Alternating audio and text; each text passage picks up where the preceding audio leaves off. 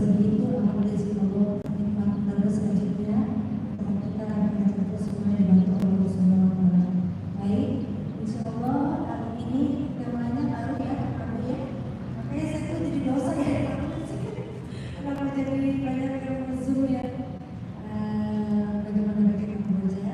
Apa nanti benar-benar sedikit sedikit di Zoom. Sama kita mulai saja dengan membaca Bismillahirrahmanirrahim. A'udzubillahi minasyaitonirrajim. Bismillahirrahmanirrahim. Robbi a'udzubika min hamazati sayatin wa a'udzubika robbi ayahdurun. Robbi shrah li sodri wa yassir li amri wahlul 'uqdatam min lisani yafqahu qawli. Assalamualaikum warahmatullahi wabarakatuh. Alhamdulillahirabbil alamin, segala puja-puji milik Allah Subhanahu wa taala yang atas rahmat karunia kasih sayangnya. Alhamdulillah ibu dan bapak yang dirahmati oleh Allah, kajian Babu Salam yang senantiasa diridhoi oleh Allah. Pagi hari ini seperti biasa kita belajar lagi di Masjid Indah ini, di Masjid Pondok Indah ini, yang selalu saya mengulang-ulang bahwa senantiasa perjalanan kita adalah perjalanan dengan keikhlasan, penuh dengan welas asih. Dan kita datang ke sini mau sama-sama belajar. Jadi saya selalu mendisklaimer bahwa saya bicara bukan mau menceramahi ibu bapak, bukan mau mentausiahi, bukan berarti saya paling tahu, paling ngerti, tetapi kita semua di sini sesama murid yang belajar sama-sama. Setuju? Setuju ya? Oke. Alhamdulillah kita pagi hari ini akan melanjutkan salawat serta salam itu juga kita lupakan, kita sampaikan kepada seluruh nabi dan rasul, wabil khusus baginda besar kita Rasulullah Muhammad sallallahu alaihi wasallam, kepada para sahabat-sahabatnya, tabiin, pemuka-pemuka agama, wali-wali Allah, pejuang-pejuang bangsa, dan senantiasa sampai kepada kita sampai akhir zaman. Amin, amin ya Allah ya rabbal alamin. Ibu bapak sehat semuanya? Alhamdulillah. Ini agak lemes ya ibu bapak, sehat tapi ya? Oh, sehat ya. Ya. Seperti biasa wajahnya nggak boleh tegang-tegang ya. Ini wajahnya kayak mau ujian. Belum ujian, nanti 4 pertemuan lagi baru UTS kita ya, jangan lupa. Baik, kita setelah kalau yang baru berjumpa ya setelah Ramadan juga saya minta maaf lahir batin karena mungkin kemarin ada yang nggak hadir di halal bihalal. Minal aizin wal faizin, mohon maaf lahir dan batin. Senantiasa Ramadan kemarin menjadi Ramadan yang berbeda, bukan Ramadan yang hanya bulan pesta kuliner ya, bukan hanya upacara-upacara yang hanya mengikuti ritual dan tradisi dan kebiasaan gitu, tetapi kita sudah mulai memaknainya dengan perspektif yang berbeda. Saya rasa dari pembelajaran-pembelajaran kita yang sudah dilakukan kita udah berapa lama ya ibu bapak, ada 10 pertemuan ada nggak ya? Lebih ya, kita udah hampir 20 pertemuan gitu. Wah luar biasa. Pertama kali itu 27 Mei tahun 2023. Wah luar biasa ya. Tapi ibu bapak selama pembelajaran ada yang berubah nggak kira-kira ibu bapak? Berubah ya? Kalau enggak ngapain? Dari dulu gitu, sekarang gini gitu terus ya jangan ya. Oke, setidaknya dari pembelajaran kita ada hal-hal yang lebih esensi, ada hal-hal yang lebih kita fahami, bukan hanya pengetahuan tetapi pengalaman. Baik, di dalam rangkaian kita kan sebetulnya proses mengenal diri itu nggak pernah selesai gitu ya. Dan mungkin ada pertanyaan-pertanyaan yang mungkin ibu bapak nanti perlu didiskusikan, saya sangat terbuka. Tetapi hari ini kita akan masuk ke pengantar hukum sunatullah judul besarnya.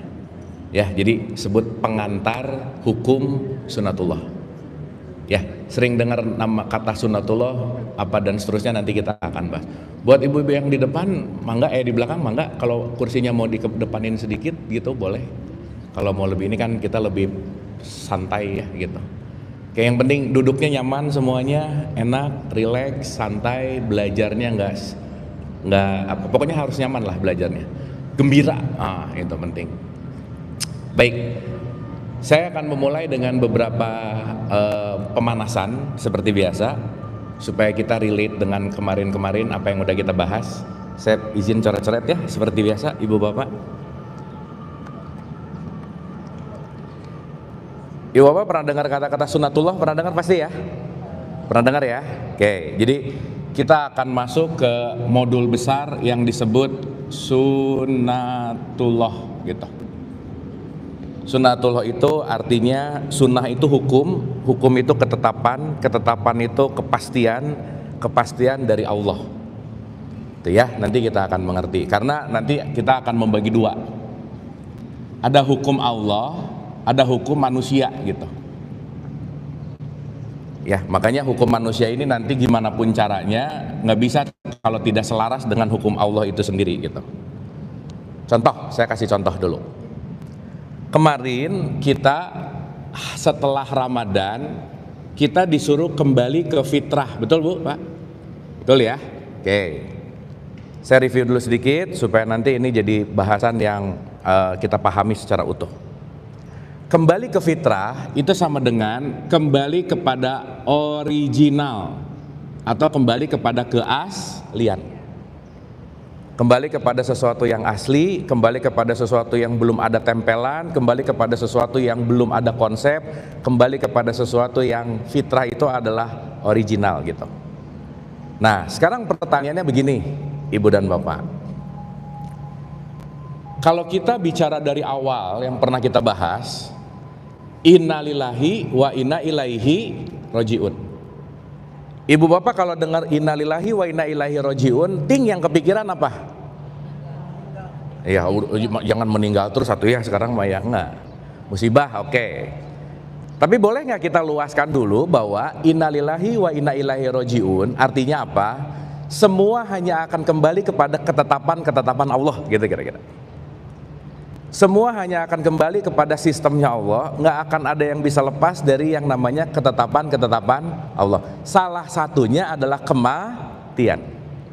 Jadi mati pasti nggak? Pasti. Ibu bapak takut mati nggak? Jawabannya bagus sih, enggak, tapi mukanya gini, enggak.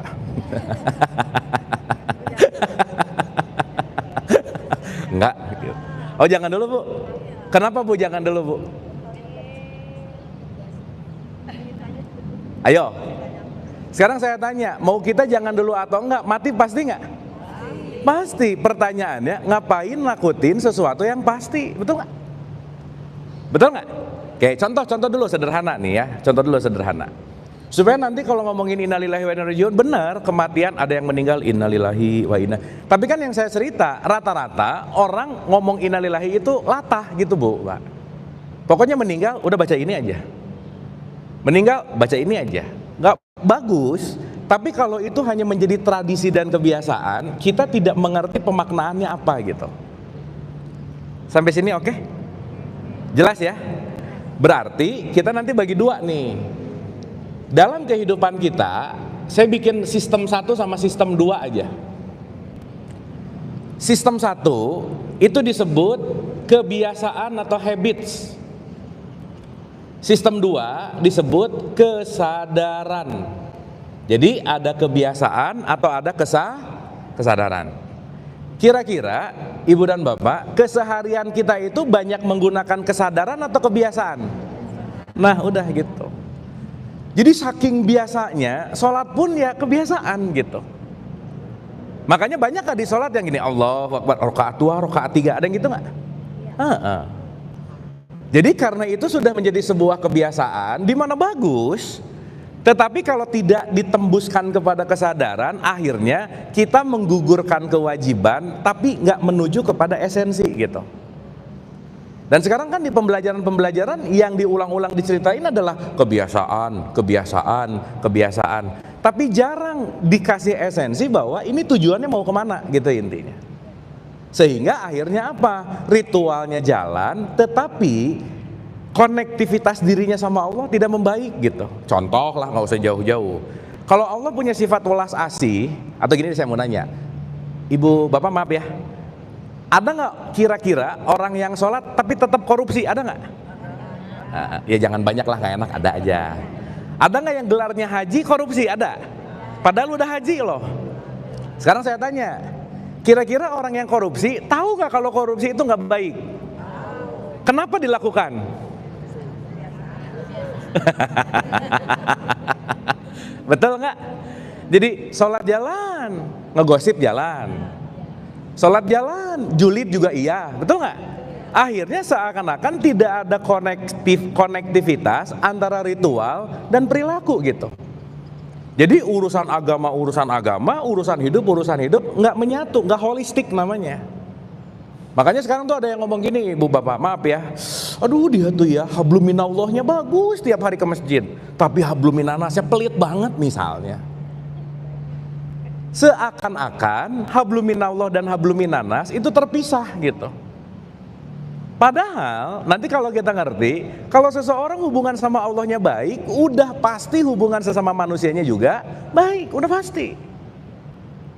Pun sekarang kadang-kadang maaf nih, penilaian soleh dan solehah itu dianggap dari konteks yang namanya ritual. Tentu kalau ibu bapak main media sosial gitu ya, di TikTok atau di mana gitu, ada yang lagi ngaji, langsung komennya, aduh ya Allah ini solehah banget, lagi baru bunyi, ini disebut solehah, gimana? Betul nggak? Sehingga kata-kata konteks yang menjadi sebuah value atau nilai itu bukan terletak dari apa yang dilakukan, apa yang ditradisikan, apa yang dibiasakan, tetapi berdampak nggak kepada perilaku kita yang membaik gitu kira-kira. Sampai sini oke? Aduh lemas gini ibu bapak, oke nggak ini? Oke. Jadi ibu bapak pulang dari masjid ini langsung jadi soleh-solehah nggak? Itu jawaban paling aman tuh apa? Insya Allah. Ya, soleh dan solehah itu tidak ada di masjid, tidak ada di pengajian, tetapi pada latihan perilaku kita yang membaik gitu intinya. Jelas ya? Jadi jangan ngelihat cover, jangan ngelihat luarannya, nggak bisa gitu. Karena sekali lagi outputnya nggak bisa enggak, kata kuncinya adalah akhlak atau perilaku. Sampai sini oke? Oke ya, kita pemanasan dulu. Nah, berarti kalau kita mulai menyadari ilaihi rojiun, bukan hanya bicara kematian. Ibu bapak, musibah itu artinya apa sih? Musibah itu baik atau buruk? Hah? Sakit musibah bukan? Baik atau buruk? Nah, musibah itu artinya kejadian dan sifatnya adalah netral. Nanti disebut baik atau buruk tergantung bagaimana kita menyikapinya.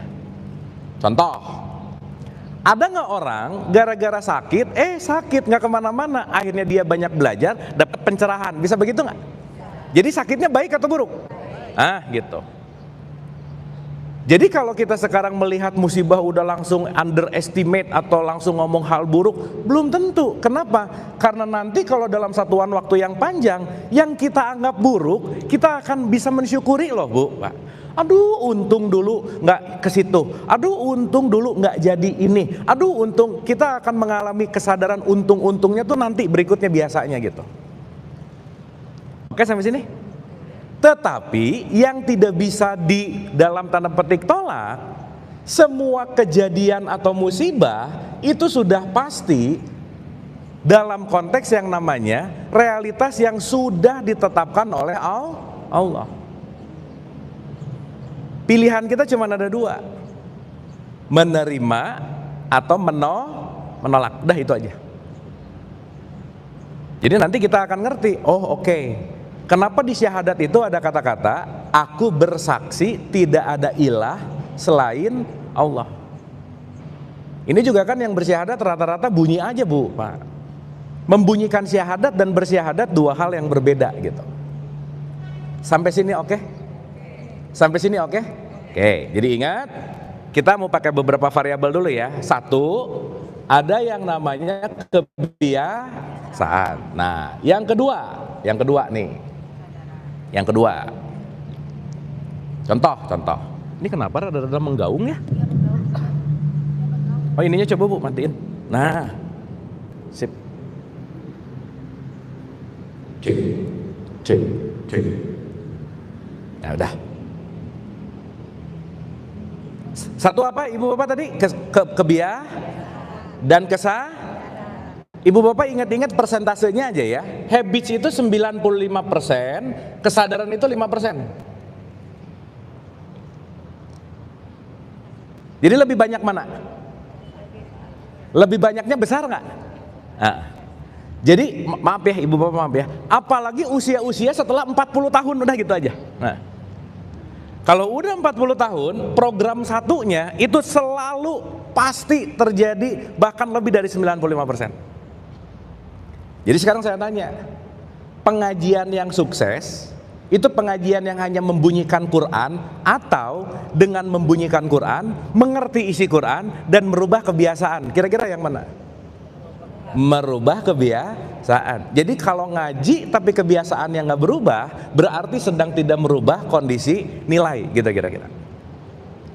Contoh, kita dari Mei 2023, ibu bapak merasa nggak hari ini jauh lebih dermawan dari 2 tahun yang lalu? Merasa nggak?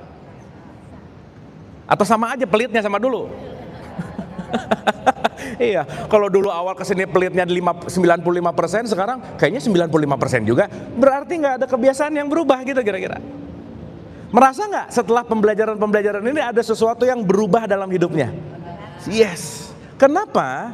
Karena pembelajaran ini selain ibu bapak dengar dongengnya, dimengerti, dilatih dalam perubahan yang namanya kebiasaan.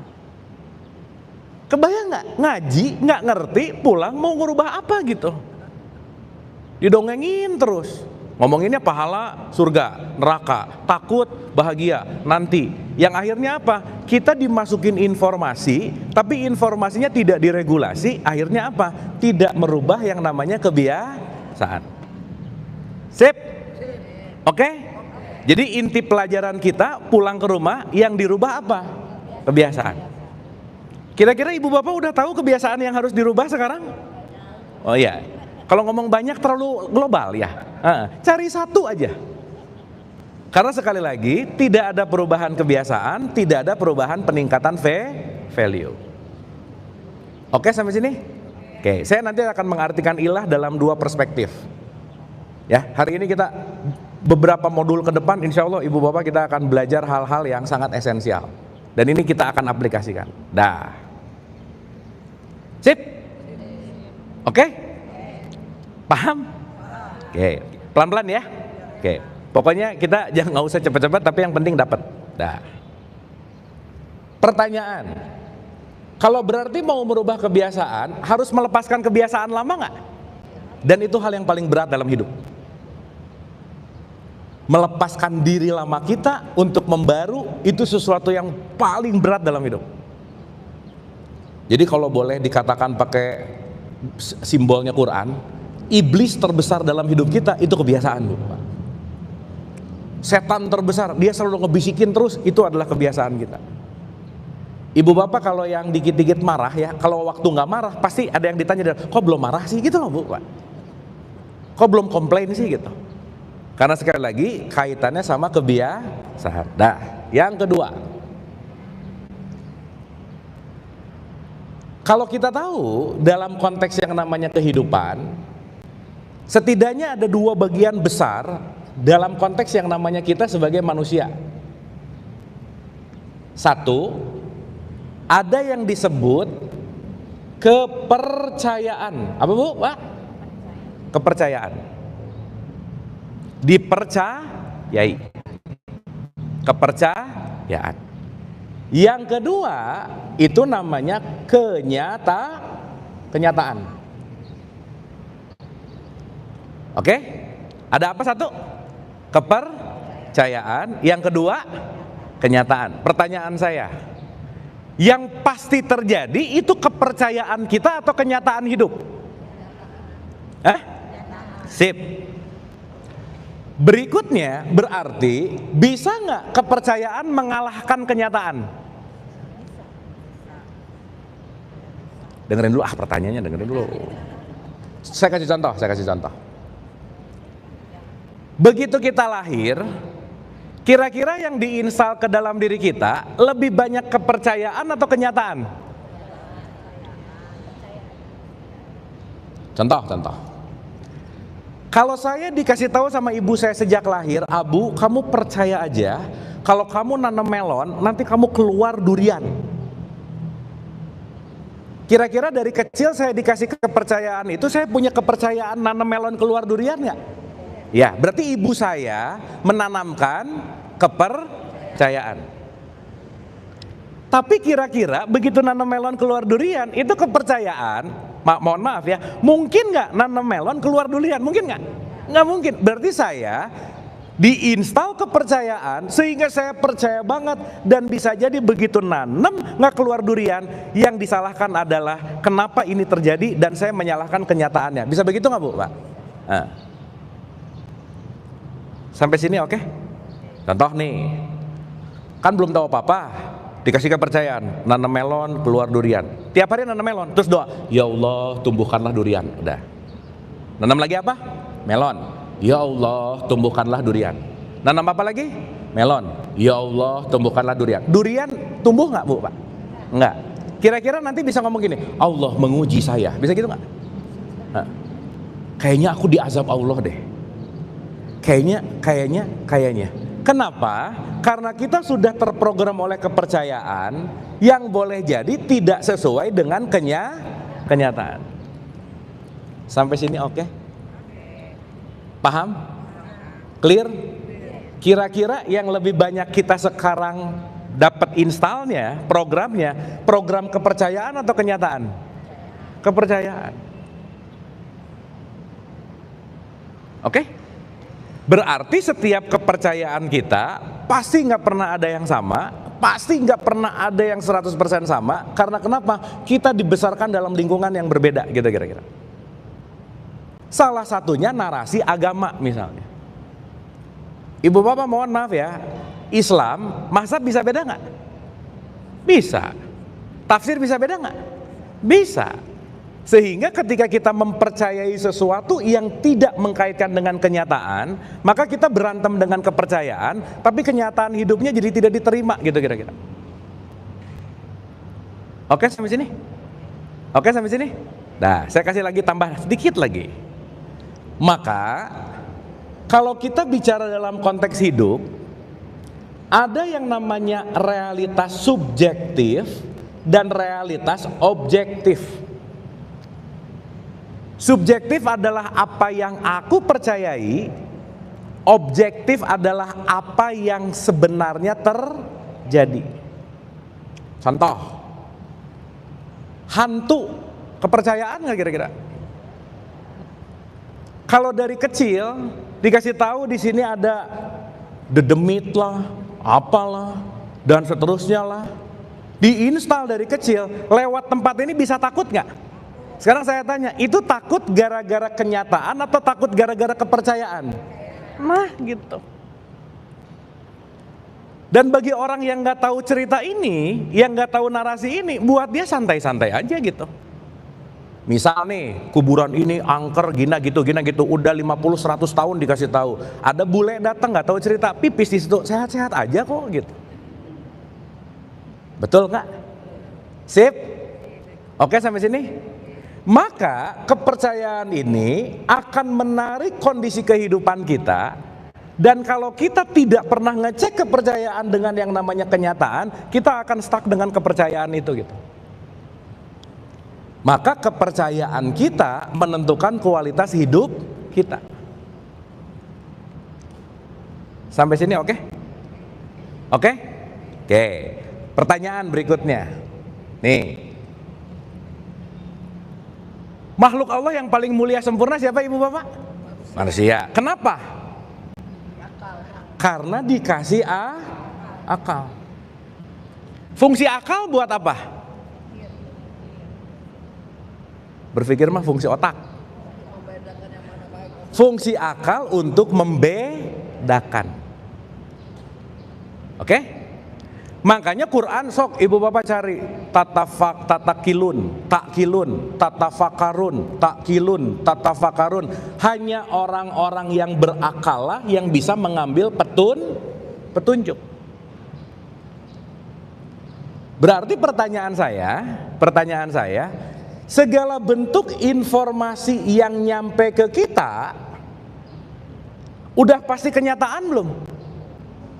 Udah pasti kebenaran belum? Belum. Sehingga informasi apapun yang nyampe ke kita masuk kepada kepercayaan kita tanpa menggunakan akal, yang akhirnya kita menyatakan inilah kebenaran mutlak dan tunggal, nggak bisa diganggu gugat, itulah yang disebut dogma. Apa Bu Pak? Dogma. Itulah yang disebut doktrin. Kelak dogma dan doktrin ini akan menjadi program hidup. Oke ya? Oke nggak ini Ibu Bapak? Oke, pelan-pelan ya, nggak apa-apa ya. Pusing-pusing dikit tapi mudah-mudahan paham nih. Contoh-contoh, saya mau nanya. Tadi di awal saya nanya, dengar kata mati takut nggak?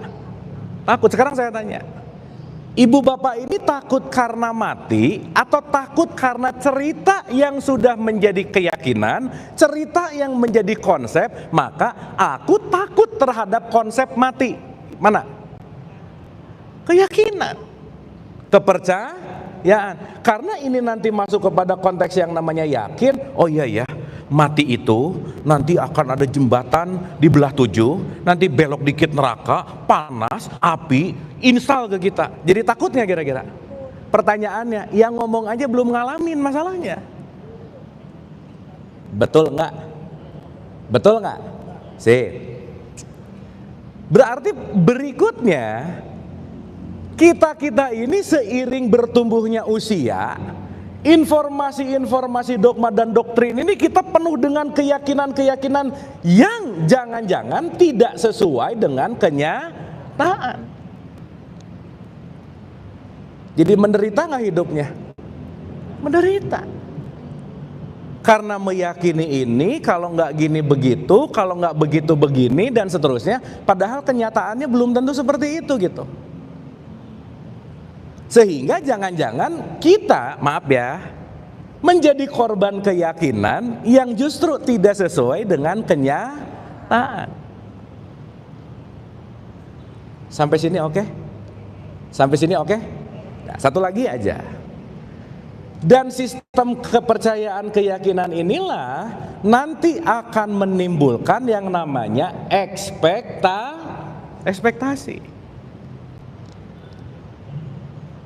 Akhirnya narasi ilmu yang namanya agama masuk sebagai dogma dan doktrin, tidak masuk menggunakan akal, ngikutin aja. Pokoknya yang penting sholat, yang penting puasa, yang penting zikir, surga aja udah. Itu keyakinan bukan? Iya. Padahal isi Quran sendiri, contoh, husnul khotimah itu pasti ada tanda bintang, syarat dan ketentuan berlaku. Bagi siapa? Bagi orang yang mulia. Orang yang mulia yang mana? Orang yang bertakwa. Orang yang takwa kaitannya sama agamamu nggak kira-kira? Sama identitasmu nggak kira-kira? Enggak. Ternyata sama perilaku. Sampai sini oke? Dan perlu ibu bapak ketahui, anak-anak Gen Z, Gen Alpha sekarang, ibu bapak menggunakan metode pengajaran yang sama, udah nggak diterima aja sekarang. Kenapa? Karena informasi sekarang deras banget dan sekarang selalu dikaitkan dengan realitas yang sekarang kalau sudah tidak relevan pasti itu ditolak. Sampai sini oke? Sampai sini oke? Kita runtut ya, pelan-pelan. Ibu Bapak, ini kita masih pemanasan, belum mulai ya? Belum. Iya, karena kita nanti mau ngomong sunatullah nih. Karena kalau udah ngomong sunatullah, kita akan ngomong hukum semesta, hukum tertinggi. Maaf ya, rajin sholat, rajin puasa, rajin umroh, ngelawan sunatullah enggak aja. Udah. Doa misalnya, ya Allah, kayak tadi begitu yakin, pokoknya tiap hari nanam melon, ya Allah, tanamkanlah durian. Nggak bisa. Makanya di Quran dibilang, janganlah kamu berdoa yang kamu tidak mengerti hakikatnya gitu. Itu kan Nabi Nuh ditegur sama Allah. Gitu ya, nanti kita akan memahami itu. Sampai sini oke? Oke Ibu Bapak? Paham? Paham? Oke, ulang ya, ulang. Kita datang ke sini punya keyakinan masing-masing nggak? Keyakinan kita pasti benar nggak? Belum tentu. Belum tentu. Makanya Semua apapun yang pasti benar-benar dalam tanda petik kebenaran sejati, sesuatu yang terjadi bukan yang diyakini gitu. Sampai sini oke? Paham ya? Berarti kita perlu cek and recheck keyakinan dan kepercayaan kita nggak kira-kira? Iya. Stres, depresi, anxiety, penyakit mental, itu semuanya cuma satu ibu bapak. Ada di dalam satu buku, Psychological of Emotion, ada salah satu psikolog namanya Lieberman. Dia bilang gini, semua pasien yang datang ke psikolog itu rata-rata orang-orang yang gak mau nerima kenyataan. Menolak kenyataan. Berarti kalau dia menolak kenyataan, yang ingin terjadi adalah keyakinan. Gimana sih ibu bapak yakin banget berjalan ke timur tapi yakin akan nyampe ke utara? Kan gak mungkin ya. Yakin terus. Contoh nih, saya kasih contoh. Ada suami istri lagi jalan pakai mobil dari Bandung. Ceritanya mau ke Jawa Tengah. Suaminya nyetir terus, tapi gak lihat rambu bu pak. Dari Bandung ngambilnya ke kanan ke arah Jakarta, padahal dia mau ke Jawa Tengah. Istrinya ngasih tahu, "Pak, salah jalan." Enggak, yakin kok gitu. Dah, di situ Jakarta 120 kilo. Ada tulisan lagi, Cawang. "Pak, ini udah kejauhan." Enggak, yakin. Tahu-tahu begitu nyampe bu, tulisannya Merak gitu.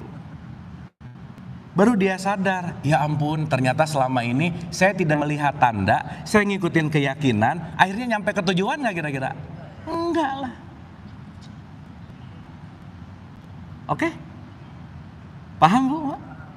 Jadi sekali lagi, ini memang hal paling berat sih. Waspadalah terhadap semua informasi yang sudah kita yakini. Makanya kita dikasih akal. Termasuk saya sering ngomong lah ya, ibu bapak jangan percaya omongan saya. Karena saya menyampaikan sesuatu, ibu bapak tangkap dengan akalnya, dikunyah, alami dalam keseharian, maka setelah kejadiannya nyata, benar, baru kita bisa ngomong, Shadaqallahul azim. Maha benar Allah atas segala firman-Nya. Karena kenapa? Saya bukan hanya baca, saya bukan hanya bunyi, tapi saya mengalami langsung. Oke? Oke? Paham? Oke, dikit lagi aja, baru kita mulai. 1. Kenyataan ini kita sebut sebagai yang namanya realitas. Contoh ibu bapak dengan pengalamannya masing-masing aja. Sering gak realitas yang terjadi dalam hidup ibu bapak, dalam hidup kita tolak gak mau kejadian? Sering gitu gak kira-kira? Aku tuh maunya. Nah, aku tuh maunya. Ibu bapak kalau lagi berdoa sama Allah kira-kira mengedepankan keinginan diri sendiri atau mengedepankan keinginan Allah? Yang mana? Oh yang bener ah. Ibu ya? Iya. Kan lagi iftitahnya mah keren. Allahu Akbar. Inna sholati wa nusuki wa mayaya wa mamati lillahi rabbil alamin. Betul nggak? Ini kan jangan-jangan orang juga nggak ngerti. Allah, ya Allah ya Rabbana, inna sholati sholatku wa nusuki ibadahku, hidupku matiku terserah engkau. Betul nggak? Kita menyerahkan terserah Allah. Realitas yang Allah berikan apa terserah. Tapi selesai sholat, ya Allah, sebaiknya sih ya Allah. Ada sebaiknya ya Allah lagi. Betul nggak? Jadi kita lebih sering berdoa atau baca doa? Nah, lebih sering mengedepankan keinginan Allah atau keinginan diri? Tapi tiap hari ngomongnya mencari ridho Allah. Pret banget ya, benar nggak? Tanya mencari ridho Allah, tapi Allah ngasih sesuatu yang terjadi kenyataan ditolak gitu. Betul nggak? Oke, clear? Berarti kalau kita nyari sumber-sumber akarnya, oh kenapa hidupku terasa menderita? Karena ternyata jangan-jangan aku belum bisa melepaskan kepercayaan dan keyakinan lamaku. Karena mau gak mau, suka gak suka, siapapun akan terlahir diinstal oleh yang namanya keyakinan dan kepercayaan. Salah satunya adalah narasi agama. Maka beragama harus pakai akal gak bu Pak? Iya, ibu bapak jangan dengar siapa yang ceramah main iya aja, ntar dulu gitu. Karena semua yang datang ke kita, semuanya adalah informasi.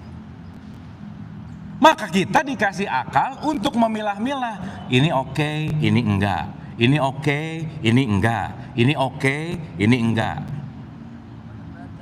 Belajar. Jangan mau oke mau enggak, masukin semuanya, dikotori dalam tanda petik, divirusi sama itu semua, bingung. Akhirnya hidupnya nyari validasi terus gitu. Mau nanya dong, kalau aku mau mengenal diri gimana caranya? Lah, orangnya mau mengenal diri nanya ke orang lain kan aneh ya Bu, Mak. Padahal dia mau mengenal diri sendiri gitu. Sampai sini oke? Sampai sini oke? Paham? Clear? Berarti sekarang kalau kita bicara dalam konteks yang namanya, ulang ya, ada keyakinan yang menimbulkan ekspektasi, ada kenyataan yang ini adalah realitas. Kenyataan. Yang akan selalu menang yang mana? Kenyataan. Udah Bu, Pak. Maka semua sekarang informasi yang sekarang ibu bapak dapat di pengajian, jangan-jangan hanya dalam bentuk baru tahu. Baru apa? Tahu. Tapi belum mengalami. Sama kayak tadi, tahu korupsi nggak bagus, tapi tetap korupsi nggak? Tetap, karena ranahnya baru sini. Maka orang yang banyak tahu belum tentu banyak mengalami. Sekarang saya tanya, yang paling esensi kira-kira ketika kita tahu atau ketika kita sudah mengalami? Udah ngalamin. Makanya nomor satu dalam Islam gak ada aku tahu selain tidak ada ilah selain Allah. Gak ada aku tahu di situ. Tapi aku apa? Bersaksi. Berarti pertanyaannya, yang kita tahu perlu langsung disaksikan nggak? Hah? Contoh. Ibu bapak sekarang ini pembelajaran untuk tahu atau untuk bersaksi sekarang? Tahu dulu informasi ini. Oh, ibu bapak pulang dari sini dapat informasi. Oh iya, ada kepercayaan, ada ini. Oke, tahu. Pulang dari sini penuh pengetahuan nggak? Yes. Tapi kalau pengetahuan cuma disimpan nggak dialami, berubah nggak habits tadi? Enggak. Kalau saya tanya, arti takwa apa ibu bapak? Menjalankan semua perintah, menjauhi larangan. Itu sudah mengalami atau sudah mengetahui? Tahu, jangan-jangan belum mengalami. Oke, sampai sini. Jadi ada orang sekarang tahu banyak ayat, tahu banyak Quran, tahu banyak hadis, itu baru dalam konteks yang namanya pengetahuan. Belum tentu hidupnya selalu menyerahkan diri kepada yang namanya keyakinan. Mohon maaf ya, akhir-akhir ini berita, ada nggak justru orang-orang yang tahu agama melakukan pelecehan misalnya? Ada nggak? Ada. Berarti pengetahuannya belum dialami dalam kehidupan, sehingga apa? Nomor satu ke nomor duanya belum berubah gitu kira-kira. Makanya Allah nggak pernah bilang orang yang paling mulia adalah orang yang hatam Qur'annya sering. Nggak ada Bu, Pak.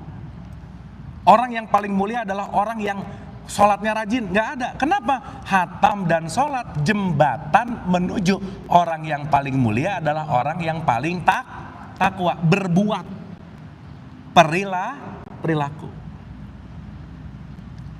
Makanya ingat-ingat ya, ini ada 5 hukum atau 5 pilar Islam.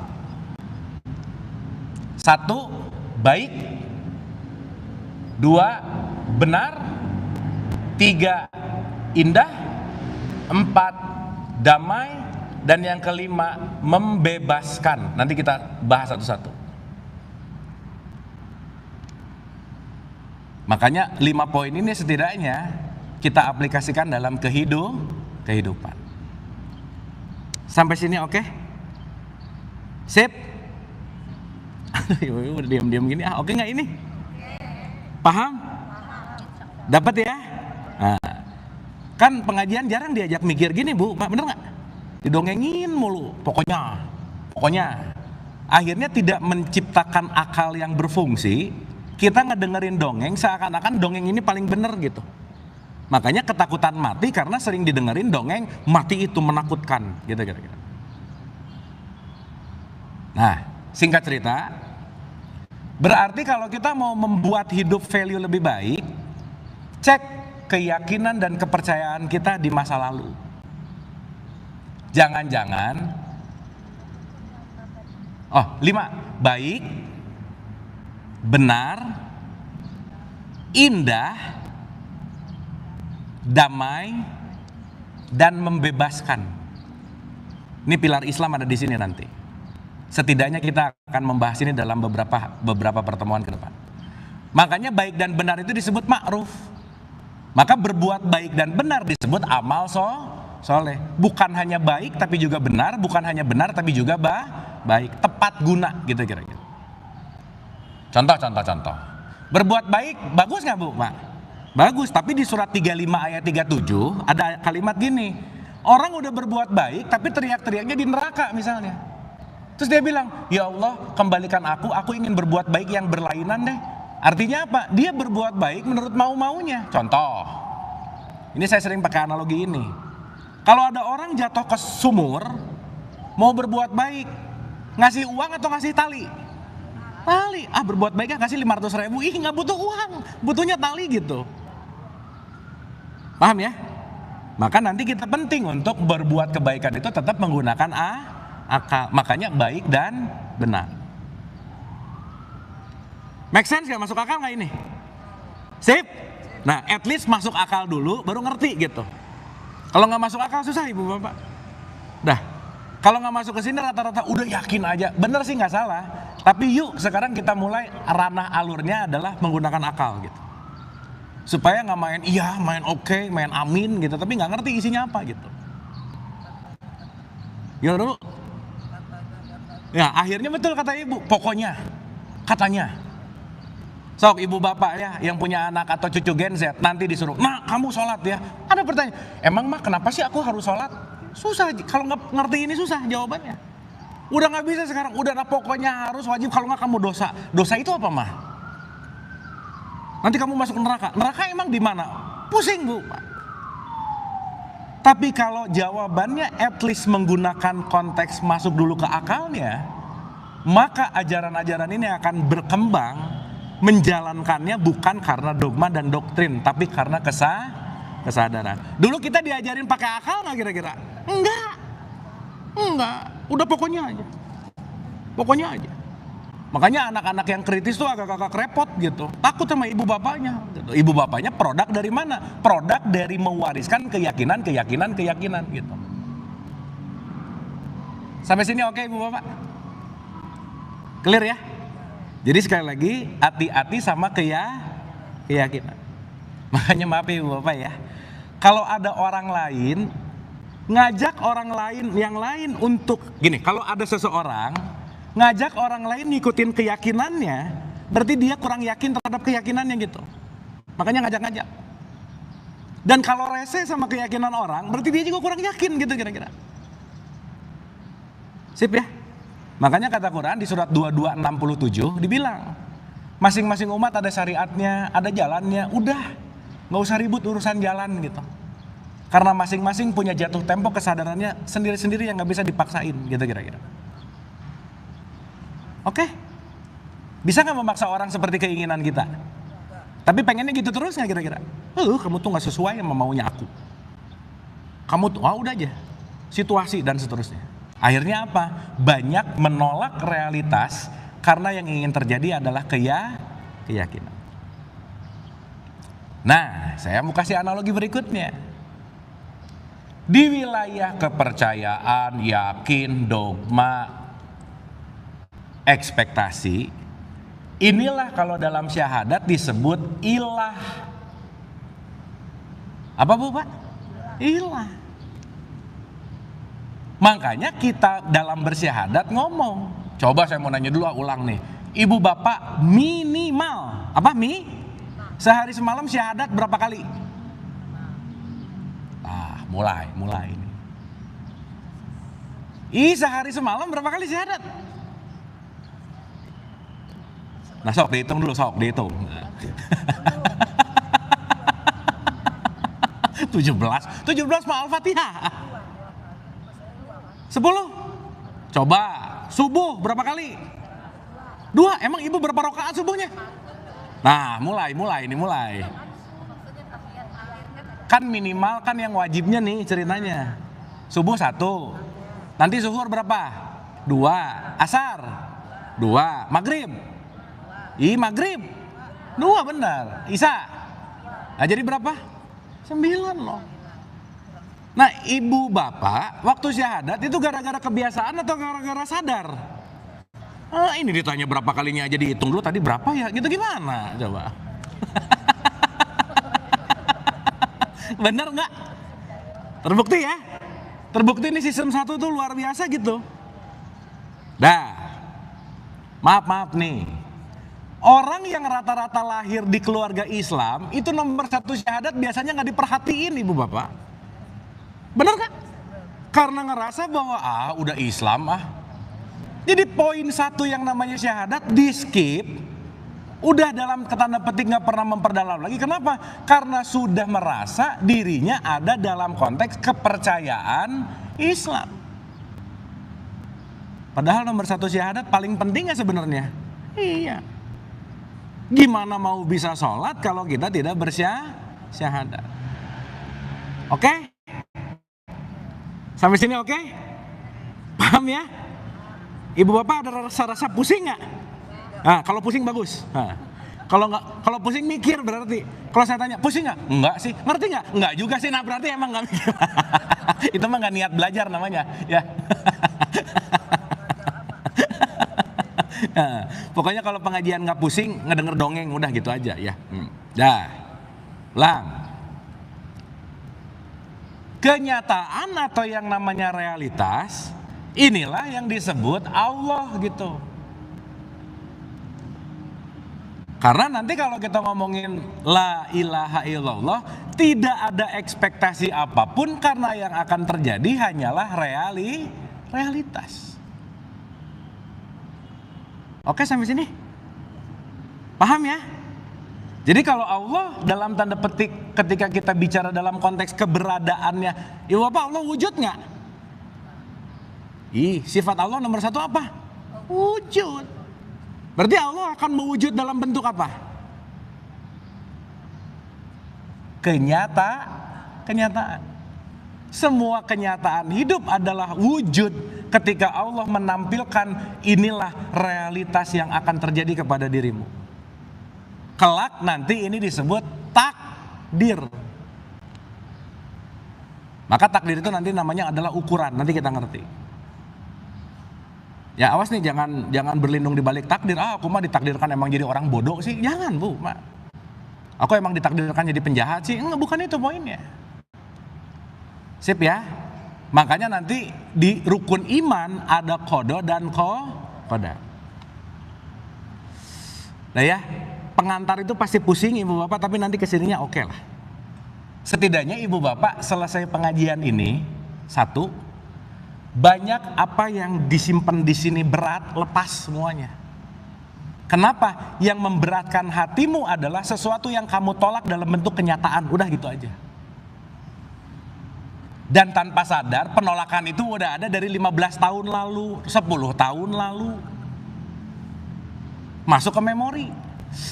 Dulu, nah, udah dulu lagi. Ya. Makanya kenapa di surat 12 ayat 53 nafsu selalu pengen menang. Ekspektasi selalu pengen terjadi. Keyakinan kita selalu pengen terjadi. Dah. Maka nanti kita akan belajar bahwa bagaimana kita menyelaraskan antara wilayah kepercayaan, keyakinan, dogma, ekspektasi diselaraskan dengan yang namanya realitas. Ekspektasi itu ilah. Realitas itu kenyataan. Contoh, saya kasih contoh. Coba ibu bapak kalau syahadat bunyinya gimana bu pak? Asyhadu alla ilaha illallah. Ada ilah nggak di situ? Ada Allah di situ. Beda nggak ilah sama Allah? Awas ngomong sama lagi nih. Beda tuh. Kan tidak ada ilah selain Allah. Kalau nggak ngerti gini-gini, mau ilah kek, mau Allah, udah pokoknya tidak ada ilah selain Allah. Apa perbedaannya? Pokoknya, udah aja. Benar nggak? Iya. Makanya kalau kita nggak tahu knowledge ya, udah ibu bapak syahadat diulang-ulang, tapi hidup tuh nolak terus kenyataan gitu. Ya, saya kasih contoh. Dah, sebentar. Ini oke runtutannya? Ibu bapak ini di save ya. Ini nanti di pertemuan Zoom, tolong diulang setidaknya 2 kali. Biar nanti di Zoom nggak muter-muter lagi ke sini. Ya. Dan ibu bapak saya kasih garis bawah. Ibu bapak nggak usah ngerti semuanya, nggak usah. Tapi ibu bapak kira-kira dari obrolan sampai sini yang membuat aku bertumbuh kayaknya ini banget deh. Fokus aja di situ. Ya, mau usah ngerti semua nggak usah. Pelan-pelan. Karena ini nanti dibahas di bulan depan, dibahas ulang lagi, lupa lagi sih, udahlah gitu kira-kira ya. Udah gitu aja. Ya. Makanya pengajian abadi, ngaji mulu gitu. Nah, kita mengurangi reduksi abadi pengajiannya gitu. Supaya diaplikasikan gitu. Sip. Ibu bapak pengen cepat ngerti nggak? Apa yang sekarang dapat kerjain langsung. Udah gitu aja. Jangan dinanti-nanti. Misal, nanti kita bahas sedekah lapang sempit. Yes, udah pokoknya. Apa yang kita dapetin hari ini langsung kerjain. Karena yang dikerjakan akan membuat kita paham lebih utuh. Kenapa? Bukan hanya paham begitu ngerjain, aku mengalami langsung. Udah ibu bapak, yang dialami nempel total. Udah gitu kira-kira. Salah minta maaf. Nah, salah minta maaf, setuju bu. Top, mantep banget. Jangan salah mentang-mentang orang tua, nunggu aja anaknya minta maaf. Jangan kelamaan ibu bapak ya. Kelamaan. Nggak berubah. Oke, deal dulu sampai sini. Deal ya. Apa yang kira-kira ibu bapak dapat saat ini langsung dipraktekin. Sok, rasain. Begitu dapat, kayaknya pulang dari sini aku harus minta maaf deh sama anak misal. Kayaknya pulang dari sini aku harus melepaskan deh kebencianku sama orang itu misalnya. Kayaknya pulang dari sini saya harus minta maaf duluan, nggak usah nunggu dia yang minta maaf. Coba ibu rasain, bapak rasain. Itu akan change a lot, itu akan berubahnya luar biasa gitu. Sip? Oke? Paham? Nah, contoh, saya kasih contoh dulu. Satu lagi, kita ulang baru mulai. Ya, pelan-pelan. Ingat, begitu kayaknya aku yakin, tar dulu. Kenyataannya apa nih? Karena kalau keyakinan lebih besar dari kenyataan, stres lagi, bete lagi. Nah, makanya puncak sebelum jadi Anas kalau di Quran, Kul hu Allahu ahad. Jadilah orang ikhlas. Ikhlas itu apa sih? Orang yang menerima kenyataan. Duh ya Allah, pengen banget deh anaknya tuh gini gitu, pengen banget anaknya tuh nikah sama yang gini, tapi dia kok milihnya yang gitu ya. Udah pusing itu orang tuanya. Akhirnya maksa. Ya, padahal nanti ngerti setiap orang memiliki kurikulumnya masing-masing gitu. Ya, ulang ya, pelan-pelan nih ibu bapak. Sip. Duh ibu bapak bahas-bahas gini tuh nggak mudah loh. Ini kalau dulu awal ya, waktu kita pertama kali langsung bahas ini, udah ibu bapak nggak akan balik lagi sih kayaknya ya, pusing gitu. Makanya jarang ada yang betah belajar gini bu, pak. Kenapa? Udah gitu. Tapi ini oke kan ya? Kita niatnya mau bertumbuh benar? Sip, mantap. Saya tuh bahagia banget sama ibu bapak, semangat belajarnya luar biasa. Boleh tepuk tangan dong buat ibu bapak, keren lah pokoknya. Sip. Nah, tapi kalau bisa jangan lupa-lupa terus ya kalau bisa. Contoh, saya kasih contoh. Saya kasih contoh nih.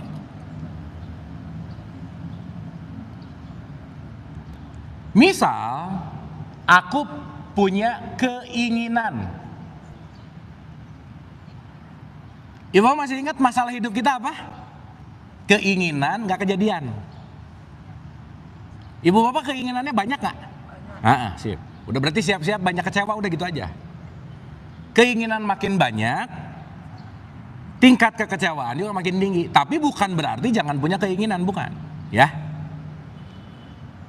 Antara keinginan dan kenyataan. Keinginan tadi apa? Ilah. Kenyataan itu Allah. Jadi kalau dalam perspektif tasawuf nih, menyembah Allah artinya menerima kenyataan. Jadi ibu bapak maaf ya, orang yang rajin ke masjid Allahu Akbar, pasti menyembah Allah nggak kira-kira? Belum tentu. Sholatnya rajin tapi kenyataannya ditolak mulu. Makanya disebut fawailul lil musolli. Celakalah orang yang sholat, ritualnya rajin tapi kenyataan hidup ditolak terus gitu kira-kira. Ibu bapak kalau lagi sakit sedih nggak? Sedih. Sedihnya itu gara-gara sakitnya atau gara-gara nolak sakit? Nolaknya, nggak nerima. Ya aku tuh pengennya sehat. Ya. Nah, ini saya pakai analogi ulang-ulang ya. Anggap ibu bapak mau dagang. Pengennya, ekspektasinya, mudah-mudahan besok laku 100 biji. 100 itu keinginan atau kenyataan? Berarti tadi keinginan namanya ilah. Berarti ilahnya 100 nih. Besok ibu bapak dagang. Buka gelar. Lakunya 10. Jujur. Kalau ibu bapak pengennya 100, lakunya 10, ibu bapak akan atau bakal bahagia atau bakal sedih? Nah, berarti kalau sedih namanya kafir. Nah, kafir itu adalah tertutup dari kenyataan. Bisa nggak dia tiap hari ngaji, puasa, umroh dan lain-lain, tiap realitas hidupnya dia ngeluh terus? Kafir nggak dia?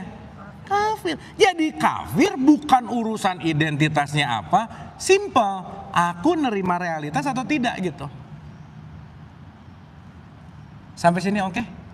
Jadi jangan-jangan kalau ada orang yang mengkafirkan orang lain, justru yang mengkafirkan jauh lebih kafir dari yang dikafirkan. Jadi ibu bapak mohon maaf ya, ini kita supaya jujur-jujuran. Banyak nggak yang kita tolak dalam kehidupan? Berarti banyak nggak kekafirannya? Ya udah nggak usah mengkafirkan orang gitu, stok kafir kita juga masih banyak. Betul nggak? Tapi diinstal keyakinan orang yang kafir adalah orang yang begono, begini, begitu. Orang yang kafir adalah yang begini, begitu.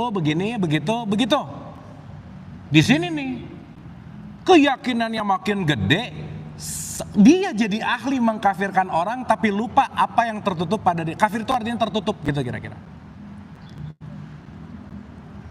Sampai sini oke? Sip? Paham? Oke? Jadi kira-kira dalam keseharian banyak nolak-nolaknya nggak kira-kira? Nah nanti ibu bapak begitu ada kejadian yang nggak sesuai, diam dulu. Duh kalau ditolak aku kafir nih, gitu loh bu. Tar. Rasain. Ini nggak bisa aku tolak juga sih gitu. Nah sesaat kita punya waktu untuk tidak mengeluarkan kebiasaan, kesadaran akan muncul di situ, furqan akan muncul di situ. Makanya kita tidak mengulang-ulang kebiasaan. Oke? Nah, kalau pengennya 100, besoknya dapat 10. Dan begitu ngitung 10 terus, alhamdulillah ya Allah, dengan perasaan bahagia. Itu dia baru namanya Islam gitu. Karena artinya Islam itu berserah diri kepada Allah. Allah itu artinya realitas. Maka kalau aku nerima realitas, disitulah yang disebut inna dina indallahil Islam. Tidak ada yang terbaik kecuali kamu, saya, kita menerima kenyataan hidup. Sampai sini oke? Jadi sekarang ada nggak orang yang KTP-nya Islam tapi banyak menolak realitas hidup? Ada nggak? Berarti yang Islam itu baru KTP. Dia belum syahadat berarti. Makanya syahadat diulang-ulang gitu loh Bu. Bukan gini, syahadat sekali Islam seumur hidup. Enggak, KTP-nya iya. Makanya tiap sholat diberesin. Allahu Akbar, ihdinas siratal mustaqim. Tunjuki jalan yang, oh iya tadi belok lurus lagi, tadi belok lurus lagi, tadi belok lurus lagi. Terus aja. Karena hidup itu adalah serangkaian proses. Oke sampai sini? Jadi sekarang kalau masih ada yang berat-berat nih, coba rasain. Ini adalah produk yang digenggam, yang ditumpuk selama itu sehingga hidupku tuh berat. Gak ringan. Jarang happy. Bete terus. Sholat rajin, stres tapi. Puasa rajin, overthinking terus. Kenapa? Karena ini semua nih tidak menerima yang namanya kenyataan. Makanya tiap hari dilatih nggak? Ini bentar lagi. Allahu Akbar. Oh, oke, latihan ah. Allahu Akbar. Allahu Akbar. Salam damai. Dah, latihan lepas. Chaos lagi, latihan lagi, chaos lagi, latihan lagi. Maka ritual adalah serangkaian latihan, ujungnya kita bisa menerima realitas. Ya, keterbukaan. Oke, Ibu Bapak. Ntar ini tuh diam-diam tuh lumayan tambah ngerti atau tambah bingung yang mana ini? Tapi dapat ya? Dapat ya? Supaya nanti kita ngerti, oh oke ya Allah, kenapa sholat itu penting banget. Duh ya Allah, kenapa puasa Senin Kemis itu penting banget. Ternyata bukan wajibnya harus, saya perlu. Karena dengan latihan-latihan itu kita jadi punya ritual. Dan ritual itu jadi ajang latihan kita untuk melatih menerima yang namanya kenyataan. Oke? Sip? Nah kesimpulan besar, dah ya pokoknya ibu bapak saya gak pengen cepet-cepet, tapi yang penting satu step, tapi setiap stepnya dikerjain. Ya, setiap stepnya beneran dialami langsung. Dan ibu bapak jangan langsung main percaya omongan saya, pulang buktikan sendiri dengan mengalami gitu kira-kira. Sesaat ibu bapak tidak pelit, sesaat ibu bapak mengontrol amarah, sesaat ibu bapak memaafkan orang lain, udahlah kenyataan hidup pasti aman. Memaafkan mudah apa susah? Nah, udah. Tuh yang ngomong susah tuh dari satu nih semua, udah pasti habit saja udah. Karena berarti jarang dilatih gitu. Aku tuh nggak bisa maafin, kayaknya memang aku tuh keturunan pendendam deh. Nah, nyalahin keturunan lagi. Aneh banget ya. Nggak bisa, karena segala bentuk sesuatu nggak mungkin lepas nanti dari hukum yang nanti akan kita bahas gitu. Oke? Sip? Paham? Nah, terakhir sebelum kita masuk, si kenyataan ini punya yang namanya sistem. Punya apa? Sistem. Sistem kenyataan realitas hidup dalam bahasa Arab disebut sunatullah. Inilah yang disebut hukum Allah. Ya saya tulis dulu ya. Hukum Allah. Allah tadi apa? Realitas. Berarti hukum Allah adalah hukum kenyataan hidup. Atau Pak kalau pakai bahasa sekarang yang lebih trending disebut hukum semesta. Di Al-Anbiya 107 ada kata-kata gini, wa ma arsalnaka ila rahmatan lil. Kita ini lil alamin atau lil muslimin? Berarti kalau alamin semesta raya enggak?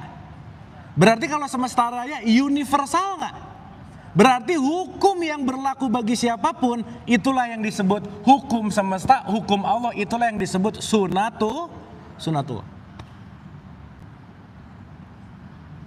Jadi nanti ibu bapak akan ngerti beda antara hukum fikih Islam dan hukum Allah itu beda. Ya, dan yang akan selalu menang itu pasti hukum Allah. Itulah yang disebut hukum semesta dan ini berlaku universal. Sampai sini oke?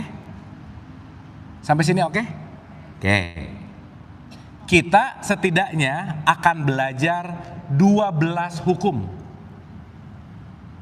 Berapa Bu Pak? Nah udah. Tuh panjang nih. Pelan-pelan. Karena mau gak mau, suka gak suka, yakin gak yakin, percaya gak percaya, hukum ini berlaku. Contoh. Kalau ada orang naik motor, gak ngerti kalau P dicoret dilarang parkir, nggak ngerti dia, parkir aja. Ada polisi, ditilang nggak? Ditilang nggak? Kenapa dia ditilang? Melanggar Begitu ditilang, orang yang naik motor ditanya, Bapak ditilang ya, kenapa? Berhenti di P dicoret. Karena dia nggak ngerti, kenapa Pak? Emang P-nya dicoret, saya dihukum? Kan saya nggak percaya P-nya dicoret itu adalah hukuman yang nggak boleh parkir. Bisa nggak begitu? Nggak bisa. Hukum adalah hukum, mau percaya atau tidak, pasti terjadi. Sampai sini oke? Jadi kalau sekarang ada orang ngomong, Allah menghukum saya. Bukan gitu poinnya. Saya yang tidak sesuai dengan hukum Allah. Allah mah gak pernah menghukum Bu, Pak. Ibu bapak hidup ada ujian gak? Yang menguji siapa? Ini ngomong Allah lagi. Yang menyebabkan musibah siapa? Aku. Ujian datang dari siapa? Aku. Kenapa? Karena aku tidak taat sama hukum Allah. Sip? Nah, oke? Jadi nanti kalau ada ngerti gini mah, aduh ini nih, ada hukum yang aku langgar nih. Maka nanti lebih ngerti lagi, perintah dan larangan itu pada ujungnya, puncak dari semua puncaknya, mengikuti semua sunatullahnya Allah. Oke? Sip? Paham ya? Dapat sampai sini? Nah, kita masuk hari ini satu aja dulu.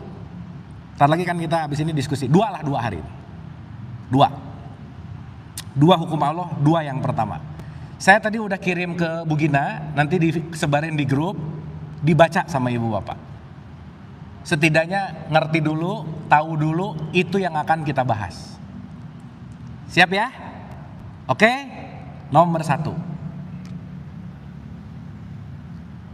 Nih, saya bacain dulu ya, supaya nanti kita runtut sesuai dengan apa yang kita akan pelajari. Nomor 1, itu disebut, kita pakai bahasa yang seragam dulu ya, supaya nanti gampang. Ibu bapak nanti pakai bahasa apapun terserah, tapi seenggaknya kita akan menyadari. Nomor 1 itu kita sepakati dulu bahwa yang disebut hukum kesatuan ilahi, itu nomor 1. Kesatuan ilahi. Ibu bapak gak usah nyatet ya, udah ada. Nanti tinggal dibuka. Saya udah bikinin resumenya. Tinggal mau baca aja. Ingat kalau udah dikirim dibaca ya, jangan disimpan terus, jangan. Ya, simpan mulu nggak dibaca-baca. Nah, ini sesuai dengan surat 37 ayat 4. Isinya tuh begini kira-kira. Tuhanmu ialah Tuhan yang Maha Esa. Esa artinya apa ibu bapak? Hah? Esa artinya apa? Bukan satu itu wahid. Kalau Allah satu bisa dibagi dua dong, jadi setengah. Betul nggak? Tetapi konteks Tuhan yang Maha Esa ini ingin dikasih tahu bahwa kita semua tidak bisa terlepas dari keesaan Allah. Karena kenapa? Kita semua sumbernya sama.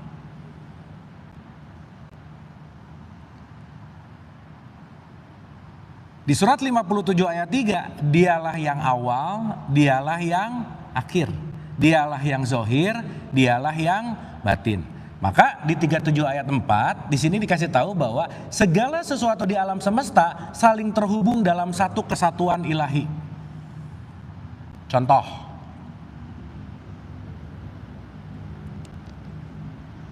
Ibu Bapak, mari kita sadari satu hal. Allah itu meliputi nggak? Yes. Kalau Allah itu meliputi, berarti segala sesuatu di dalamnya atau di luarnya? Hah? Kalau Allah meliputi, di dalamnya atau di luarnya? Ya dengerin dulu pertanyaannya, dengerin dulu. Gini. Anggap ini batasan whiteboard. Saya bisa nulis di sini nggak? Hah? Ini nulis di sini bisa nggak? Nggak bisa. Di sini? Nggak bisa. Kalau di sini? Kenapa? Karena segala sesuatu yang akan hadir di whiteboard ini tidak bisa di luar dari whiteboardnya. Oke sampai sini? Paham? Berarti ada nggak tulisan di luar whiteboard? Nggak mungkin. Maka Allah muhit, meliputi, tidak ada yang mungkin, ada yang di luar dia tuh nggak mungkin. Sampai sini oke? Oke?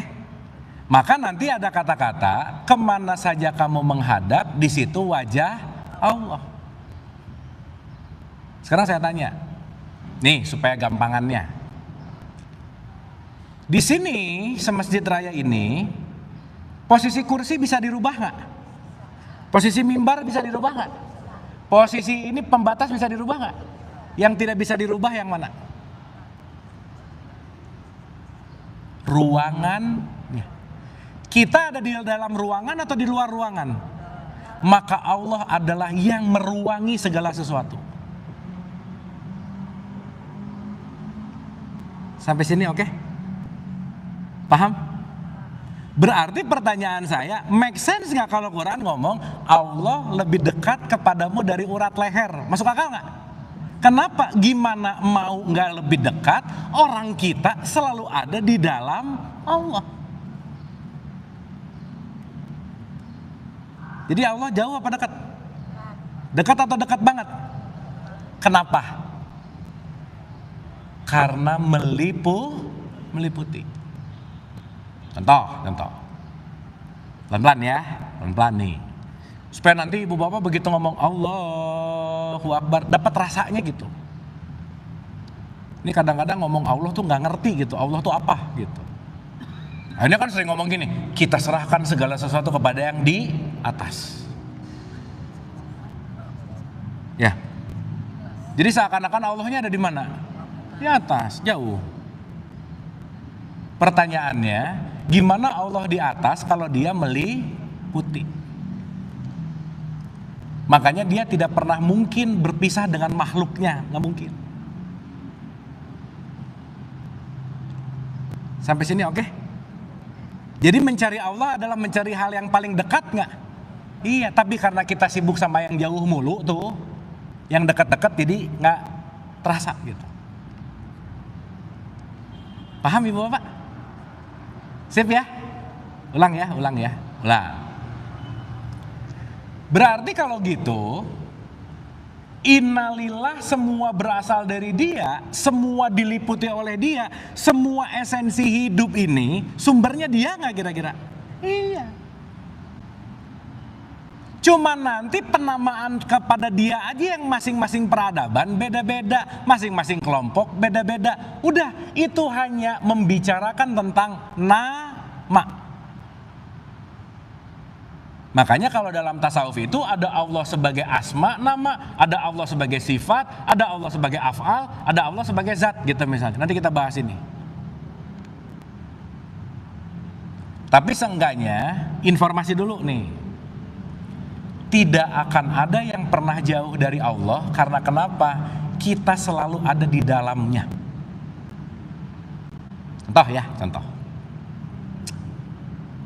Kita hidup di Jakarta. Jakarta ada di dalam Indonesia. Indonesia ada di pulau, Indonesia ada di bumi. Bumi itu hanya, aduh ibu bapak ya, kalau mau ngomong ini, bumi itu ini nih, cetek, nih segini nih. Kebayang? Mataharinya segini nih. Kecil banget nggak? Kecil. Bima Sakti segini. Kebayang lebih gede lagi? Dan ada 200 juta bintang kayak bumi, triliunan kayak matahari, kayak bumi, dan ini masih besar lagi. Yang kita ketahui, yang bisa kita gambarkan dalam semesta itu baru 4%, Ibu Bapak. Jadi maksud saya kalau Ibu Bapak ngomong Allahu Akbar, akbarnya tuh kebayang gede banget gitu loh Bu.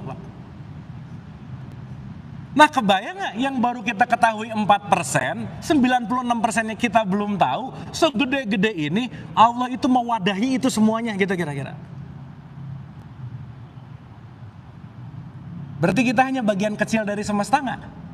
Tapi egonya gede banget, udah gitu aja.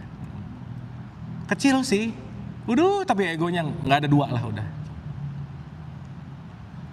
Makanya kenapa paling sering di sholat ada Allahu Akbarnya gak kira-kira? Untuk ingat bahwa udahlah kamu tuh gak ada apa-apanya gitu. Jadi semakin Allahu Akbar itu semakin humble, semakin nothing, semakin iya ya udahlah. Makanya sesaat kita menyadari bahwa maaf banget kita tuh nothing, gak tahu apa-apa, gak bisa apa-apa, bukan siapa-siapa, semakin humble, semakin jiwanya, kesadarannya tumbuh gitu kira-kira. Makanya ibu bapak maaf ya, orang sombong, waduh udah deh susah bertumbuh nih di sini.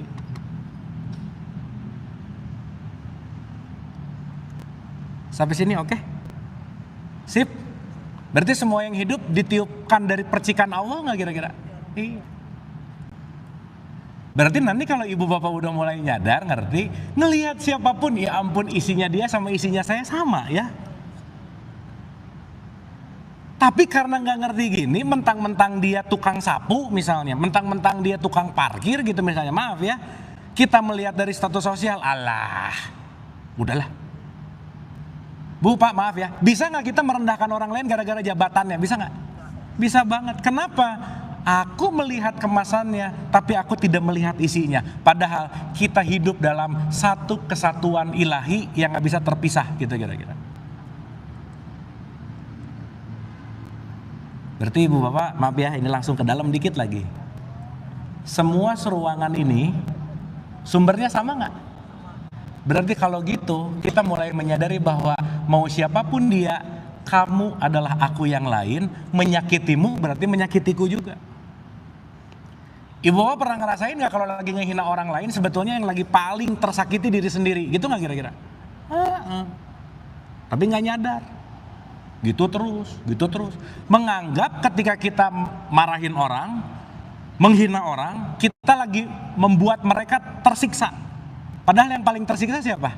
Nah, sip, mantap. Oke. Sip. Paham gak kenapa Nabi Muhammad ngasih makan Yahudi, Bu, Pak? Karena tahu mau dia Yahudi, mau dia apa, isinya, hukumnya, satu kesatuan ilahi yang gak pernah terpisah. Kita tuh terkoneksi dalam website besarnya Tuhan gitu kira-kira. Tapi karena gengsi-gengsi keyakinan, gengsi-gengsi limitasi pengetahuan, disekat oleh suku, bangsa, ras, agama. Makanya Quran mengatakan rahmatan lil alamin. Alamin atau muslimin? Berarti semakin kita menyadari ini, udah gak pandang bulu, kamu adalah aku yang lain. Oke ibu bapak, sip. Masuk akal gak sekarang ayat Quran? Kemana saja kamu menghadap, di situ wajah Allah. Wajah Allah ada di tukang parkir gak? Ada di presiden gak? Ada di tukang sayur gak? Nggak, semuanya isinya sumbernya dia gitu kira-kira. Berarti harus humble ke presiden atau ke tukang parkir? Nggak ngaruh. siapapun di hadapanku adalah aku sendiri, maka memperlakukanmu sama dengan memperlakukanku. Udah gitu kira-kira.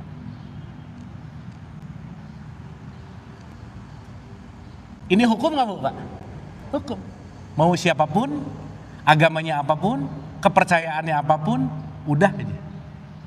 Pasti kejadian. Jadi ibu bapak sekarang kalau mau julid sama orang, set, diam dulu. Julid sama dia, ngejulidin diri. Nggak jadi, gitu loh Bu, Pak. Kalau mau ngegosipin orang, tahu nggak? Ngegosipin dia, ngejelekin aku juga. Nggak jadi, gitu kira-kira. Jadi ada remnya nggak kira-kira? Nah, remnya kadang-kadang gimana ya? Blong. Kenapa? Rem yang blong itu diakibatkan oleh yang namanya habits. Oke? Dapat ya? Nanti ini kita perdalam. Yang kedua, Ibu Bapak. Nih, yang kedua. Satu apa? Hukum kesatuan ilahi, bahwa kita semua diwadahi oleh Allah, semua ada di dalam Dia, semua adalah percikannya, semua adalah zatnya. Yang kita lihat hanya perbedaan tampilannya. Udah ingat itu baik-baik. Semoga abis ini kita nolong tuh nggak berbasis kelompok gitu. Sekelompok ditolong, kalau nggak, sorry ya, masa gitu? Kan ingatnya waktu saya kasih contoh, ada ibu-ibu ketabrak di tengah jalan, mau ditolong. Ibu agamanya apa? Masa sih gitu Bu, Pak? Mau nolong nanya agamanya dulu. Kebetulan Islam, oh sesama. Ditanya lagi, ibu NU Muhammadiyah, pusing lagi. Kalau nggak sekelompok nggak mau nolong gitu. Ya? Dapat? Clear? Nah, yang kedua kita bahas hari ini dua dulu aja. Jadi yang pertama, the law of oneness atau disebut hukum kesatuan ilahi. Ingat kata kuncinya, hashtagnya, kamu adalah aku yang lain. Menyakitimu, menyakitiku, menolongmu, menolongku. Perlakukan siapapun seperti aku ingin diperlakukan. Titik. Mudah-mudahan dengan menyadari ini tingkat nyebelin kita berkurang gitulah Ibu Bapak ya. Nah. Karena saat kita nyebelin sebetulnya kita lagi menyebalkan untuk diri sendiri. Udah gitu intinya. Oke? Oke sampai sini? Nah, yang kedua. Karena kesatuan ilahi ini nanti kaitannya sama energi, hukum yang kedua ini adalah kita semua berada dalam hukum yang namanya hukum getaran atau yang disebut vibrasi. Bergetar. Segala sesuatu bergetar dan memiliki frekuensi tertentu. Maka ini nanti ada kaitannya sama surat 17 ayat 44, semua itu bertasbih kepada Allah. Ya, nanti kita bahas pelan-pelan di situ. Contoh. Ibu bapak lagi duduk-duduk gini, jantung tetap deg, gitu nggak? Darah mengalir nggak? Yes. Itu otomatisasi yang nggak bisa lepas tuh. Dan yang kemarin kita bahas bahwa setiap getaran itu selalu memiliki frekuensi, maka apa yang kita frekuensikan akan kembali kepada kita. Makanya dalam konteks getaran ini nanti ada kaitannya sama nafs atau perasaan kita. Contoh, ibu-ibu sih khususnya. Ibu-ibu akan tahu kalau anaknya mulutnya ngomong iya nggak apa-apa, tapi getarannya beda. Ibu akan tahu bahwa dia lagi not okay, betul nggak? Yes. Maka kita sering memberikan getaran nggak kira-kira? Iya. Maka kalau kita tidak beranjak dari frekuensi-frekuensi di rendah, sedih, takut, cemas, khawatir, apatis, kita akan menggetarkan itu dan kita akan didatangkan dengan getaran yang sama. Udah gitu aja. Jangan heran kalau orang senang ngomongin orang lain, dipertemukannya sama yang begitu aja. Udah gitu aja Ibu Bapak. Udah. Sefrekuensi. Nanti Ibu Bapak kalau udah nggak pengen ngomongin orang, mau masuk ke lingkungan ngomongin orang, udah nggak betah pasti nolak gitu kira-kira. Karena getaran itu nggak bisa dibohongin. Kata-kata bisa ngebohongin, tapi getaran nggak bisa membohongi. Karena enak nggak enak itu nanti masuknya ke dalam level yang namanya perasaan gitu. Nah cuman si perasaan ini kadang-kadang apalagi rasa tertutup gara-gara keyakinan. Hati-hati loh. Akhirnya ditimbulkan dogma, doktrin padahal udah selama ini tuh kayaknya nggak cocok deh misalnya. Dan banyak orang yang tidak menelaah perasaannya masing-masing gitu. Jelas ya? Jadi ibu bapak kenapa sih di Quran ngomong kamu berprasangka buruk yang tidak diucapkan aja sangat memengaruhi gitu kira-kira. Oke? Sip ya? Nah, nanti ini kita bahas lebih detail. Nomor 1 nanti kita bahas lebih detail. Tapi setidaknya ada 2 dulu yang nanti kita ngerti. Karena nanti nomor 3 hukum korespondensi. Nomor 4 hukum tarik menarik sebab akibat. Banyak bu pak. Tapi once nanti setidaknya nggak usah hafal. Tapi ngerti kalau hukum ini akan terjadi. Kita akan selalu hati-hati. Dan kita tidak akan pernah bisa menolak sunnatullah. Karena kenapa? Mau nggak mau, suka nggak suka, percaya atau tidak, hukum ini akan berlaku dalam kehidupan. Jadi mungkin nggak kalau tiap hari julid kedatangan orang yang baik, mungkin nggak bu pak? Udah susah. Ada orang komplain, aduh gue tuh ditemuin sama orang-orang nyebelin. Nah yang harus ditanyain, kamu nyebelin atau enggak gitu loh bu pak. Karena semuanya akan masuk kepada frekuensi dan getaran-getaran, semuanya bergetar. Semesta raya tuh nggak ada yang diem, sel kita bergetar, semuanya bu pak, semuanya. Kalau kita nanti masuk ke subatomik, semuanya melakukan yang namanya getaran gitu kira-kira. Sip ya? Makanya nanti sholat kaitannya sama getaran, puasa kaitannya sama getaran, haji nih yang bentar lagi kaitannya sama ke situ. Nanti kita ngerti. Artinya apa? Saat kita menyadari bahwa setiap ada frekuensi dan energi, kita akan menjaga di frekuensi tertentu gitu kira-kira. Oke? Sip ya? Sip. Saya rasa sementara itu dulu ibu bapak untuk pengantar kita. Pengantar 2 kali ya, 2 pertemuan sama Zoom nanti. Kalau bisa ini ditonton sebelum Zoom. Karena nanti 5 atau 6 pertemuan ke depan kita akan ngubek-ngubek hukum ini. Semoga ibu bapak saat kita udah mengerti hukum Allah, hukum semesta seperti apa, kita akan mengalah dengan hukum itu. Dan kita akan selaras dengan kenyataan hidup. Disitulah bahagia terjadi gitu. Oke? Ngomong-ngomong ibu bapak saat ini bahagia nggak? Aduh bahagia tapi mukanya gini nih bahagia gitu. Ya, tapi nggak apa-apa ya. Terutama nanti pas sesi foto pura-pura bahagia nggak apa-apa ya. Terutama. Oke? Paham ya? Kesimpulan. Saya simpulkan dulu. Ini catatannya udah ada di ibu, nanti dibagiin di grup, nanti ibu baca, ya, baca dulu supaya nanti lebih paham. Kesimpulan dulu ibu bapak. 1, dalam hidup tidak akan ada yang mungkin menang kecuali kehendaknya Allah. Titik. Kehendaknya Allah, seleranya Allah itu namanya realitas atau kenyataan. Jadi orang yang mencari ridho Allah adalah orang yang menerima kenyataan hidup. Dan semua kenyataan hidup gak mungkin lepas dari hukumnya Allah dan sunnatullah inilah yang kita pelajari.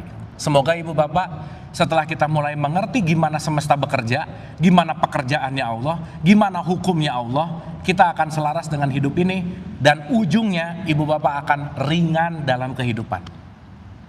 Kata kuncinya, ya ayat Tuhan nafsul mutmainnah, jiwanya tenang, damai, bahagia. Jadi yang sekarang jarang bahagia, latihan. Yang sekarang marah-marah mulu, latihan jangan marah. Yang sekarang nolak realitas mulu, latihan diterima. Kenapa? Segimanapun selera kita, mau-maunya kita nggak akan kejadian kecuali keinginan Allah yang mudah-mudahan ke depan maunya kita dan keinginannya Allah selaras. Oke? Dan yang terpenting ibu bapak, jangan lelah belajar. Ya, jangan ngerasa udah cukup, jangan ngerasa udah tahu, yuk belajar terus. Dan hati-hati sama keyakinan dan kepercayaan. Terima kasih, semoga dapat sesuatu. Sebelum saya balikin, ibu dan bapak dapat sesuatu nggak hari ini? Dapat? Boleh nggak ada 2 orang atau 3 orang, kira-kira ibu bapak dapat apa, pelajaran apa di sesi kita kali ini? Ada? Boleh? Ibu, silakan. Terbuka hatinya, mantap. Bismillahirrahmanirrahim. Dari yang saya dengar, bahwa kepercayaan saya itu tidak mutlak sesuai dengan kenyataan. Dan kedua, saya merasa semua yang terjadi dalam kehidupan saya atas izin Allah. Yakin. Itu saja Ustadz.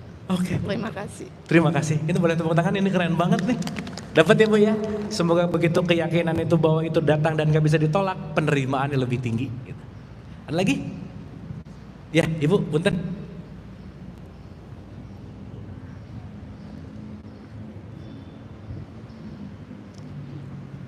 Ya betul Kang Abu. Belajar itu tidak ada batasannya. Nggak, saya sedih karena rupanya kita cuma 4% ya. Segitu kecilnya gitu loh. Itu sedih bener rasanya.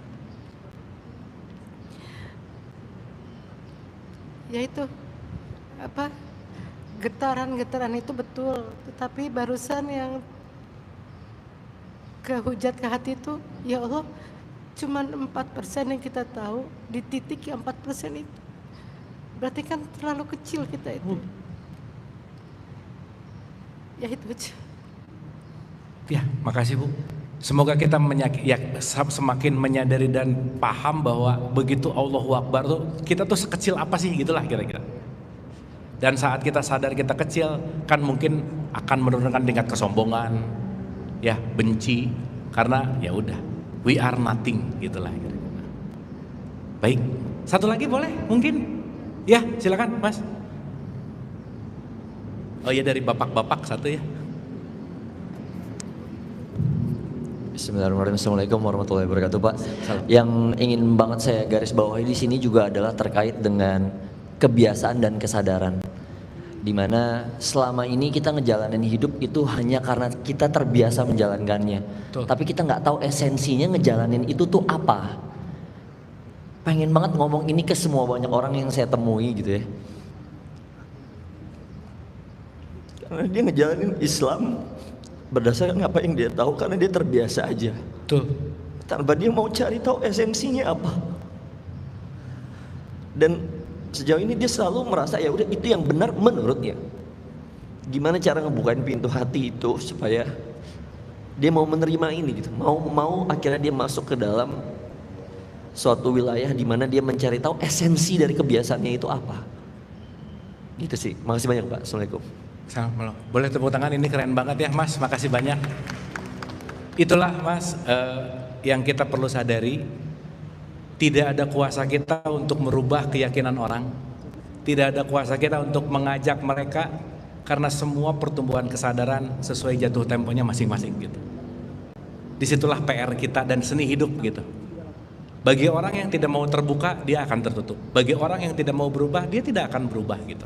Itulah kenapa tidak ada yang bisa merubah apapun kecuali diri kita, dan prosesnya adalah bagaimana kita terus-menerus menumbuhkan diri. Makanya ingat ya, ini ada 2 rumus kunci Ibu Bapak. Dalam hidup pakai 2 rumus kunci ini aja. 1, turunkan ego. Yang kedua, belajar memaklumi orang lain. Udah gitu.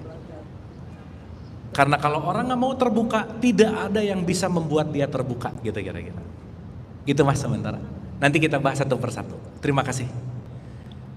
Baik Ibu Bapak, alhamdulillah ya, ini refleksi kita hari ini seru-seru. Dan mudah-mudahan ini bukan hanya jadi penambah pengetahuan, tetapi menjadi sesuatu yang kita aplikasikan dalam keseharian. Sekali lagi, jangan lupa setidaknya ini ditonton 2 kali sebelum pertemuan yang akan datang, karena kita akan menyelami sunatullah dalam kurun waktu yang lumayan lama gitu kira-kira. Kita tutup dengan doa sebentar, santai dan rileks. Al-Hadiniyah, Al-Fatihah, Auzubillah. Bismillah. Iyyaka na'budu wa iyyaka nasta'in. Siratal ladzina an'amta 'alaihim.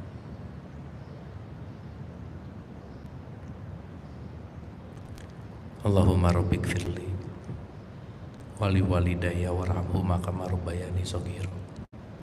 Rabbana atina fid dunya hasanah wa fil akhirati hasanah wa qina adzabannar wa adkhilnal jannata ma'al abrar. Ya Aziz, ya Ghafar, ya Rabbal alamin. Subhana rabbika rabbil izzati amma yasifun wa salamun alal mursalin walhamdulillahi rabbil alamin.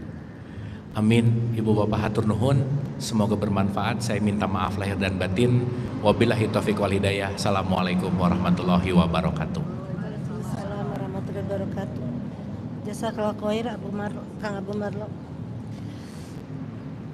Ya, hari ini ada sesuatu yang sudah sekian 2 tahun ya Kang Abu ya. Enggak, tadi saya tuh kenapa sedih sekali ya. Kita di satu titik yang hanya 4%, tapi Allah kasih kita surga. Terus kita tidak mau mengejar itu dengan sungguh-sungguh. Sombongnya luar biasa kan ya. Itu tadi saya astagfirullahaladzim, ya Allah. Segitu besarnya kasih sayang Allah ya.